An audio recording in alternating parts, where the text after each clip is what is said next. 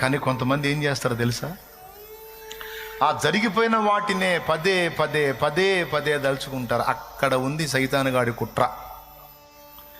చింతపడొద్దు, చింత వలన ఎవడు మూరెడు ఎక్కువగాడు, చింతపడటం వల్ల ఎవడికి ఏ ప్రయోజనం లేదని యేసయ్య చెబితే ఈ లూసయ్య గాడు పక్కన చేరతాడు.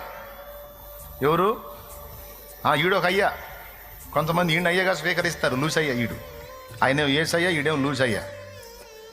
ఈడు పక్కన చేరి అన్నీ తీసుకొచ్చి భూతార్థంలో చూపించి నువ్వు దిగులు పడి నీ అంతటా నువ్వే చచ్చేటట్టు చేస్తాడు వాడు.